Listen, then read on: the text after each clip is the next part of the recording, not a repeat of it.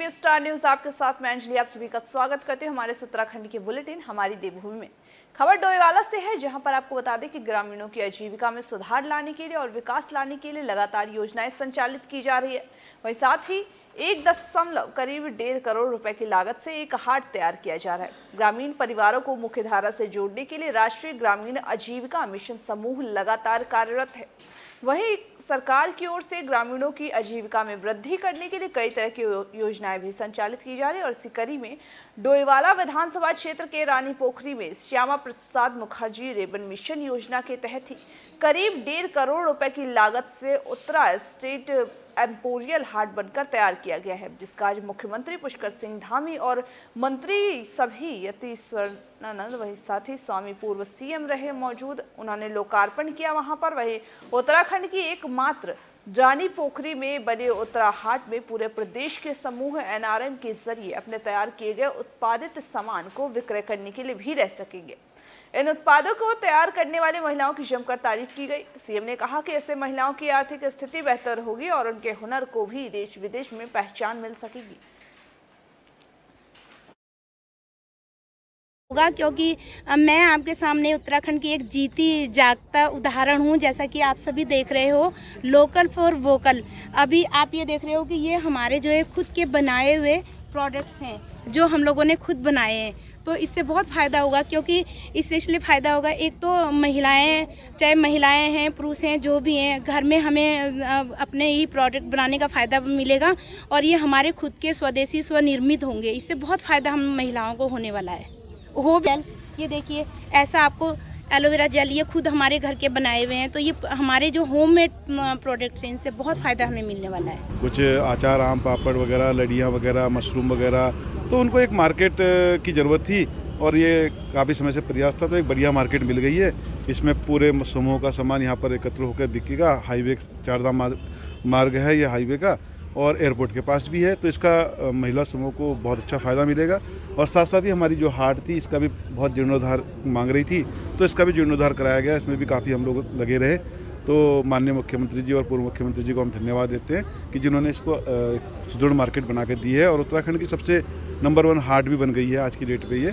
इससे निश्चित रूप से पूरे उत्तराखंड के सारे उत्पाद एक ही स्थान पर मिलेंगे और उत्तराखंड की याद किसी को अपने साथ रखनी हो तो वो हमारे इस खुले हुए स्टोर पर आएँ और यहाँ से उनको हर प्रकार के सामान मिलेंगे। और अच्छी बात यह है कि पूरे, चाहे हरसिल का हो, चाहे हमारे मुनस्यारी का हो, हर जगह का जो उत्पाद है, चाहे राजमा के रूप में, गहत के रूप में, अन्य रूपों में जो भी होता है, वो सब हमारे स्थान पर मिलेगा। इन उत्पादों को भी एक बड़ा बाज़ार यहाँ से मिलेगा। इस क्षेत्र में हम और भी काम करेंगे कि जिससे कि इन लोगों को और अच्छा बाजार मिले, जो उत्पाद बनाने वाले लोग हैं उनको भी जो है प्रोत्साहन मिले। हाँ, निश्चित रूप से देश भर के लोग, क्योंकि बगल में हमारा यहाँ पर धार्मिक नगरी ऋषिकेश भी है, यहाँ पर हमारा एयरपोर्ट भी है और देहरादून हरिद्वार का ये हाईवे भी बगल में है, तो हम लोग कोशिश करेंगे कि ये और ज़्यादा जो है लोगों के ध्यान में यहाँ की।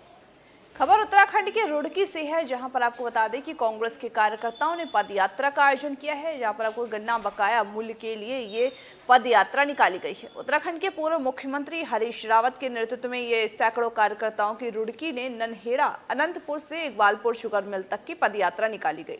वहीं साथ ही इस शुगर मिल पर गन्ना बकाया भुगतान को लेकर के धरना प्रदर्शन किया गया। इस दौरान हरीश रावत ने सरकार पर जमकर हमला बोला। उन्होंने कहा कि डबल इंजन सरकार किसानों का उत्पीड़न कर रही है। इस सरकार में किसानों का जीना मुश्किल हो जाता है, तो वही गन्ना खरीद मूल्य घोषित करने में सरकार भी देरी कर रही है, जिससे कि किसानों की मुश्किलें बढ़ रही हैं। किसानों के प्रति सरकार का रवैया बेहद ही उदासीन है। किसानों की उपेक्षा की जा रही है, गन्ना बकाया भुगतान नहीं हो पा रहा, वही खाद की दिक्कतें भी हो रही है। ये तमाम चीजें बता रही है कि सरकार हर मोर्चे पर फेल है। सरकार को नींद से जगाने के लिए आज गन्ना पद यात्रा भी निकाली गई है।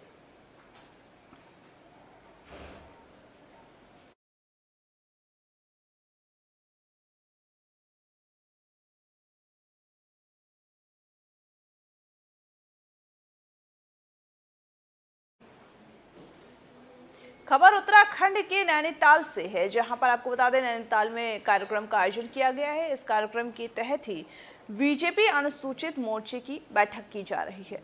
सरोवर नगरी नैनीताल में अनुसूचित जाति मोर्चा उत्तराखंड प्रदेश कार्य समिति की बैठक नैनीताल के शोले हॉल में आयोजित की गई। इस बैठक में अनुसूचित मोर्चे के नेताओं के अलावा भाजपा उत्तराखंड प्रदेश प्रभारी दुष्यंत गौतम भी सरोवर नगरी पहुंचे थे, जहां उन्होंने भाजपा कार्यकर्ताओं को संबोधित करते हुए मीडिया से रूबरू हुए। मीडिया से रूबरू होते हुए उन्होंने कहा कि उत्तराखंड के लोगों ने जो सपना देखा था उसको पूरा करने का सरकार कार्य कर रही है।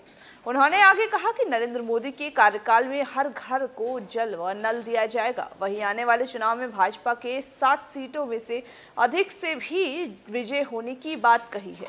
वहीं बैठक में संगठन को मजबूत करने पर भी चर्चा की गई।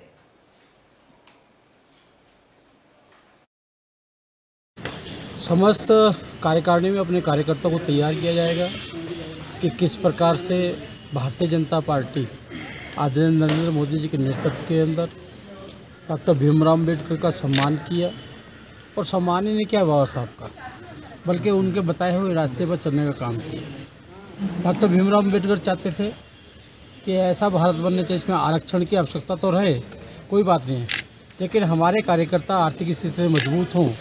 तो आर्थिक स्थिति से मजबूत होंगे तो अपने आप ही आरक्षण डाइल्यूट हो जाएगा और वो स्वावलंबी आत्मनिर्भर बनेंगे। ऐसा भारत का निर्माण नरेंद्र मोदी जी के नेतृत्व में चल रहा है। पहले ऐसे प्रधानमंत्री थे जिन्होंने लाल किले से कहा था कि मैं दलितों को नौकरी मांगने वाला नहीं, नौकरी देने वाला बनाना चाहता हूँ। खबर आपको बता दें कि दरअसल खबर डोईवाला से है, जहां पर मृतक आश्रितों के मांग को लेकर के यह प्रदर्शन किया जा रहा है। इस प्रदर्शन में ये कहा गया है कि नियुक्ति की मांग को लेकर के ये चीनी मिल कार्यालय के बाहर सांकेतिक धरना दिया गया। इस दौरान मांग पूरी न होने पर मृतक आश्रितों ने आत्मदाह की चेतावनी भी दी। आपको बताते चले कि चीनी मिल के मृतक आश्रितों द्वारा लंबे समय से प्रदेश सरकार और गन्ना मंत्री से नियुक्ति की मांग की जा रही है।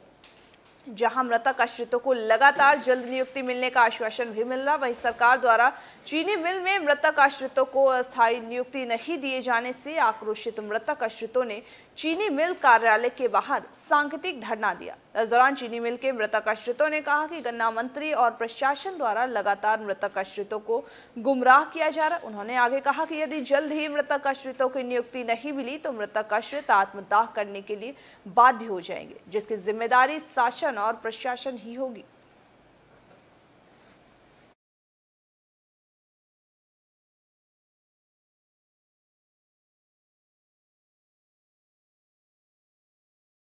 कहीं भी किसी मंत्रिमंडल में किसी भी आला अधिकारियों से कहीं हमारी कोई सुनवाई नहीं हुई है और हम लगभग 4 साल से इसी नियुक्ति के लिए प्रयासरत हैं। हमारी घर की स्थिति बहुत दयनीय हो चुकी है और हम हर अपने विभागों में हर आला अधिकारियों के पास जा चुके हैं, मगर कोई भी हमारी सुनवाई नहीं करता है। बस सुनवाई के नाम पर एक आश्वासन है और आश्वासन के नाम पर कुछ नहीं है। 2 दिन 4 दिन 5 दिन और इससे हमारी स्थिति और बिगड़ती चली जा रही है, जिसके कारण हम आज धरने पे बैठे हैं और आज सांकेतिक धरने पे बैठे हैं। अगर हमारी मांग पूरी नहीं की जाती है तो हम 21 तारीख को सभी जितने भी हमारे मृतकाश्रित होंगे, लड़के होंगे, जितने मृतकाश्रित परिवार होंगे, सभी आत्मदाह के लिए चेतावनी देते हैं और हम ये आगे अपने कार्य को आगे इसी इसके नियुक्ति के लिए आगे कार्यरत रहेंगे। और 5 जून 2018 से पहले भी जिनके पिताजी खत्म होते ऐसे 8 लोग हैं जिन्हें राजनीतिक कारण मृतक एफजी नहीं दी गई, जबकि मृतक एफजी 5 जून 2018 को बंद हुई है।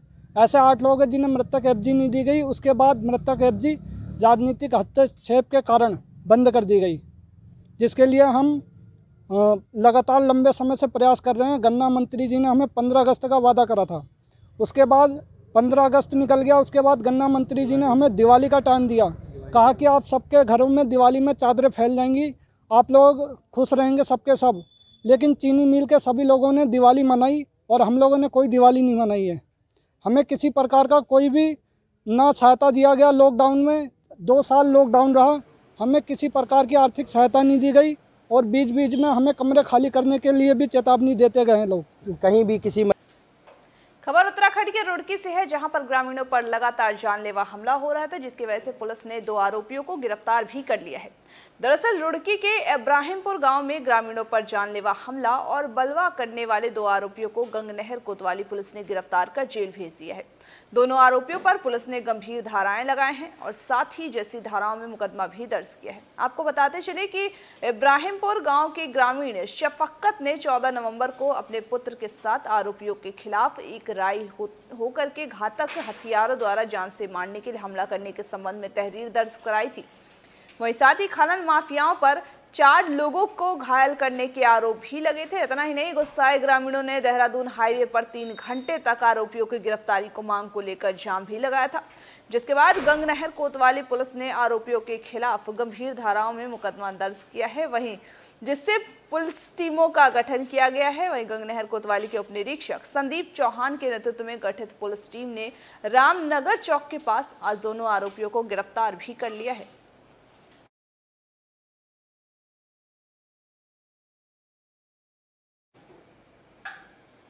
जाको राखे साइयां मार सके न कोई। जी हाँ, इस कहावत को सत्य कर दिखाया है इस घटना ने। आपको बता दें कि जहां नवजात बच्चे की देखभाल की जाती है, वहीं उन नवजात बच्चों को एक खेत में एक नवजात बच्चे का खेत में नवजात बच्चा पड़ा हुआ मिला है, वहीं जिसके बच्चे के मुंह में कपड़ा डला हुआ था। दरअसल पूरा मामला काशीपुर के ढकिया गुलाबों का है, जहां खेत में एक नवजात बच्चे को कोई अज्ञात व्यक्ति फेंक कर चला गया था, जिसे गांव के ही प्रमोद कुमार अपने खेत में सबसे पहले देखा उन्होंने। वहीं पुलिस ने को सूचना दी, तत्काल उसको डॉक्टर के पास भेजा गया और उसका स्वास्थ्य परीक्षण कराया गया। बच्चे को सकुशल फिलहाल सरकारी अस्पताल में रखा गया है, जहाँ लोग एक तरफ औलाद के लिए दर दर भटकते हुए नजर आते हैं, दरगाहों पर चादर चढ़ाते हैं, तो वहीं दूसरी तरफ दिल दहला देने वाली ये घटना बेहद ही शर्मनाक है। तो ऊपर वाले के इंसाफ पर भी जो कि ताजुब होना तो लाजमी है। वहीं हर किसी के जहन में कई सवाल खड़े हो रहे हैं इस बच्चे के जन्म को लेकर के कि आखिर इस बच्चे को क्यों फेंका गया, आखिर कौन थी वो जिसने ऐसी क्रूरता से इस बच्चे को खेत में फेंक दिया।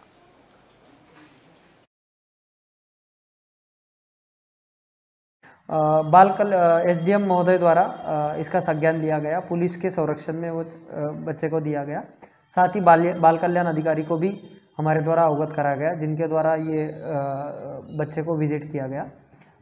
इसको कानूनी प्रक्रिया के बच्चे के अडॉप्शन को लेके लोगों में बहुत ज़्यादा उत्सुकता है, पर कानूनी प्रक्रिया के तहत पुलिस इसको 60 दिन तक इसके ओरिजिनल जो माता पिता है उनकी छानबीन करेगी। ना मिलने की स्थिति में उसको बाल कल्याण अधिकारी को सुपुर्द किया जाएगा। उसके बाद ही इंडिपेंडेंट अथॉरिटी द्वारा इसके अडॉप्शन की प्रक्रिया शुरू की जाएगी। और 2 बजे कुछ लोग एक नवजात शिशु को लेकर हमारे अस्पताल में आए और बच्चा जो है उसको सांस लेने में दिक्कत आ रही थी। ऐसा बता रहे थे कि उसके मुंह में रुमाल भी डाला हुआ था, तो हमने उसको भर्ती करा और उसका इलाज किया। अब वो बेहतर है और इस समय दूध भी पी रहा है, अब उसकी स्थिति में सुधार है और सामान्य है। इस समय नवजात शिशु था, 2 घंटे हुए तो इस समय खतरे से बाहर है। बच्चा दूध पी रहा है, उसको हमारे हॉस्पिटल में पूरी केयर की जा रही है उसकी, और कुछ लोग संपर्क भी कर रहे हैं, कुछ लोग उसको अडॉप्ट करना चाह रहे हैं बच्चे को, तो उनसे बात भी कर रहे हैं। खबर उत्तराखंड के उत्तरकाशी से है, जहां पर गंगोत्री के लोगों के लिए एक बड़ी खुशखबरी सामने आई है। जहां पर आपको बता दें कि उत्तरकाशी की जनता को ये विकल्प दिया गया है, कर्नल कोठियाल जैसा एक बेहतर विकल्प दिया गया है। आपको बता दें कि गंगोत्री के साथ साथ उत्तराखंड के लिए भी ये बहुत बड़ी खुशखबरी है। उत्तराखंड की जनता खुद को 20 सालों में ठगा हुआ महसूस कर रही थी। यहाँ के लोगों के बारे में किसी भी राजनीतिक दल ने आज तक सोचा नहीं था और स्थिति इनकी बेहद खराब थी। प्रसूता को एम्बुलेंस और अस्पताल न मिलने से परेशानियों का सामना करना पड़ा था। ऐसा कहा उत्तरकाशी से मनीष सिसोदिया ने प्रेस वार्ता कर, तो वही कर्नल कोठियाल और मनीष सिसोदिया प्रेस वार्ता कर रहे थे। तो वही प्रेस वार्ता मनीष सिसोदिया ने प्रेस वार्ता में ही एक बड़ी घोषणा की है। गंगोत्री सीट से आप सीएम प्रत्याशी कर्नल अजय कोठियाल चुनावी गंगोत्री सीट से चुनाव लड़ेंगे, ऐसा उन्होंने घोषणा किया। वहीं साथ ही ये बताया है कि जो विधायक यहां से जीतता है उसकी सरकार जरूर बनती है, ऐसा यहां का इतिहास है।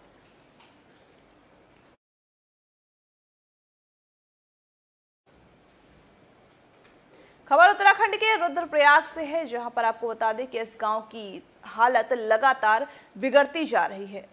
जहां एक तरफ लोग प्रशासन दावे कर रहे हैं, वहीं साथ ही इस गांव की ओर कोई ध्यान नहीं दे रहा। पहाड़ में एक बार फिर से विकास के नाम पर विनाश की परियोजनाएं हैं, तबाही का सबब बनने जा रही है। ऐसी तस्वीरें रुद्रप्रयाग से सामने आई है, जहां विकास के नाम पर कहीं खुशियों के घर उजड़ रहे हैं, रोती बिलखती माएँ दिख रही हैं। उम्र भर एक ईंट बजरी पत्थर रोटी जोड़ करके धूप बरस में हाड़ तोड़ मेहनत कर आशियाना बनाते हैं। सोचा था कि बुढ़ापे में गांव के बीच आराम से दिन गुजरेंगे, लेकिन रेलवे परियोजनाओं के निर्माण ने इनकी खुशियों के घरौंदे के दर्द के दरिये में बहा दिया। रुद्रप्रयाग जनपद में रेल परियोजना निर्माण से ही मरोड़ा गांव पूरी तरह तबाही की दहलीज पर है। यहां मकानों में पड़ी दरारें डरा रही हैं लोगों को। दरअसल रुद्रप्रयाग बद्रीनाथ और राष्ट्रीय राजमार्ग पर घोलतीर बाजार के ऊपरी और साथ ही बसा मरोड़ा गांव निर्माणाधीन रेल परियोजनाओं से खतरे की दहलीज पर आ गया है। इस गांव के ठीक 30 मीटर नीचे रेल टनल का निर्माण कार्य से पूरे गांव में आवासीय घरों, गौशालाओं और पेयजल टैंकों में दरारें आ गई हैं, जबकि कई घर जमींदोज भी होने की कगार पर खड़े हो गए हैं। लोगों की आसानी के साथ साथ रोजगार की भी उनको चिंता जता रही है।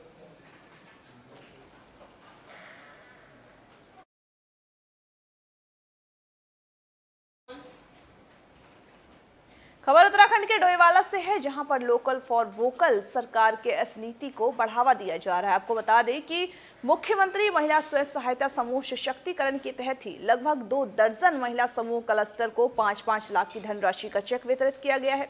सरकार लोकल फॉर वोकल को बढ़ावा देने के लिए लगातार प्रयासरत है और महिलाओं को स्वरोजगार की योजनाओं के लिए भी उनका उत्साहवर्धन भी कर रही है, जिसके चलते मुख्यमंत्री पुष्कर सिंह धामी ने समूह से जुड़े तमाम महिलाओं को 5-5 लाख का अनुदान दिया है।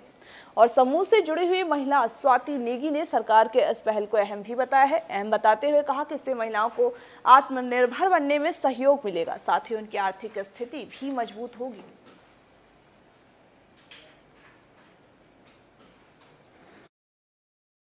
हमारा माननीय मुख्यमंत्री जी की द्वारा जो घोषणा की गई थी हमारी समस्त स्वयं सहायता समूह को और उनके CLF को जो 1 टाइम 5,000 रुपये और CLF को 5 लाख रुपए का जो धनराशि की सहायता दी गई है, उसका भी यहाँ चेक वितरण होगा।